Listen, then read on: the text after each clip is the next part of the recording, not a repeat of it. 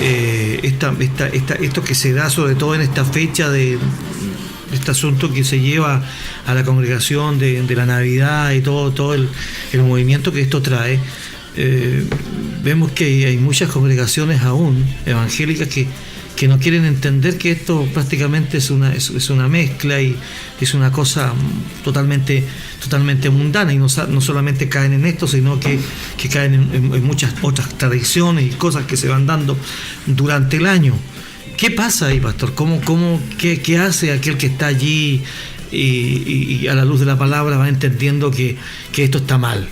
Pero sí, y bien dice, usted ha dicho que es muy difícil que ellos entiendan, quienes van ahí a la cabeza, es muy difícil que ellos entiendan o no quieren entender que están mal, y lo siguen, pasan los años y siguen en lo mismo. ¿Qué puede hacer ese que entiende que está mal y sigue ahí? Porque estamos hablando ahora de la Navidad, pero viene otras celebraciones que también se llevan y se celebran allí dentro de una congregación. Claro, bueno, es lamentable que dentro de la misma iglesia evangélica puedan estarse de alguna manera manifestando enemigos de Dios, porque todo aquel que se hace amigo del mundo se constituye en enemigo de Dios. Entonces estas cosas no se hacen porque hay una verdad de por medio, ni siquiera ni porque hay una media verdad, ¿ya? Porque la Escritura dice que cuando somos guiados por el Espíritu somos guiados hacia la verdad, y a toda la verdad, dice. Entonces, por lo tanto, yo tengo que estar consciente de que la luz, cuando una vez llega a mi vida, me va alumbrando. En eso venía yo pensando, venía regocijándome, pensando mientras conducía hacia acá para venir a la vigilia, y en ello lo que pensaba decía, de seguro en este año se están terminando muchas cosas que se tienen que completar en la vida de uno con respecto a la santidad. Y entonces observaba de que hay cosas que van a desaparecer. ¿Por qué? Porque la Escritura dice, las tinieblas van pasando, la luz verdadera ya alumbra. Esta cosa es así. Así como cuando aparece el sol por la mañana, porque así es la senda del justo. El camino del justo es como la luz de la aurora que va en aumento hasta que el día es perfecto. Es decir, el día nunca ha sido perfecto desde su inicio. Es perfecto al mediodía, ¿ya?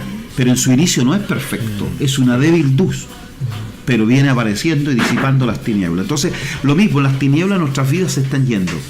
Entonces, por lo tanto, todo ministro debe entender, y toda iglesia debe entender, que a la larga, con el tiempo con que llevan, cada vez la luz debe ser mayor, y las tinieblas tienen que ir desapareciendo.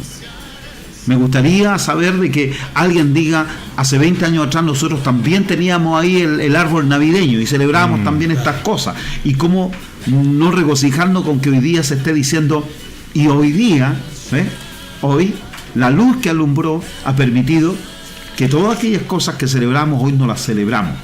Entonces, pero si esto siguen haciéndolo a pesar de las protestas, en el sentido de la palabra protestataria, de la palabra confrontativa, de las preguntas, las consultas, de los diálogos que se producen para decir esto no es de Dios, entonces aquellas personas están muy definidas con hacerse amigos del mundo, y el que se hace amigo del mundo se constituye en enemigo de Dios. Entonces, ¿qué es lo que puedo ver? Mucha enemistad con respecto a Dios.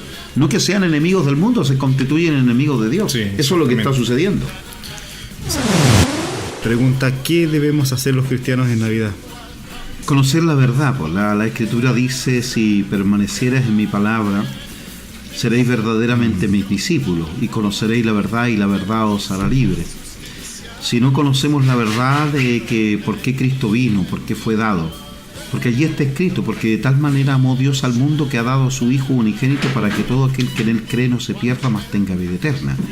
Pero ¿qué es lo que creemos? ¿Qué es lo que nos trae a nosotros la paz? ¿Qué es lo que nos trae a nosotros la libertad? ¿Qué me hizo libre a mí? Porque la Escritura dice, libertados del pecado y hechos siervos de Dios, tenemos como fruto la santificación y como fin la vida eterna. Así que por lo tanto la santificación, que es un fruto, viene gracias a la liberación que nosotros hemos tenido del pecado. El niño que nace en el pesebre no nos libertó del pecado, sino que fue la muerte de un hombre adulto. Cuando tenía su propia voluntad, renuncia a ella para que se haga la voluntad del Padre, y caminó conforme a lo que estaba escrito. Así que por lo tanto, él no muere cuando es un niño, no muere ni siquiera a los 12 años, no muere a los 16, muere a los 33 años. Por lo tanto, es la muerte de Cristo la que hace este cambio. La Escritura dice que nosotros predicásemos en su nombre tanto el arrepentimiento como el perdón de pecado. Observe bien, predicamos, según Lucas en el capítulo 24, dice para que prediquemos en su nombre. ¿Qué predicamos? El arrepentimiento y el perdón de pecado. ¿Dónde está la liberación del pecado o el perdón de pecado? El que creyere y fuere bautizado será salvo. El bautismo es a la semejanza de su muerte, no a la semejanza de su nacimiento. Así que por lo tanto esto de quedarse pegado en la natividad no es lo correcto, sino que aquel niño se hizo hombre y ese hombre llegó hasta la cruz. En obediencia al Padre murió en la cruz. Estando en la condición de niño en el pesebre, no estaba obedeciendo a nadie, todavía no obedecía a ninguna voluntad, renunciando a la suya propia. Pero cuando ya era hombre, renunció a la suya propia para sujetarse a la voluntad del Padre. Así que por lo tanto, quien esté pegado en una natividad no ha conocido verdaderamente a Cristo, no sabe lo que realizó Jesús en la cruz. Por eso que nosotros predicamos la palabra de la cruz. Ningún apóstol habló de la Navidad ni del nacimiento de Cristo, sino que ellos hablaron acerca de sus padecimientos, de su muerte, de su resurrección.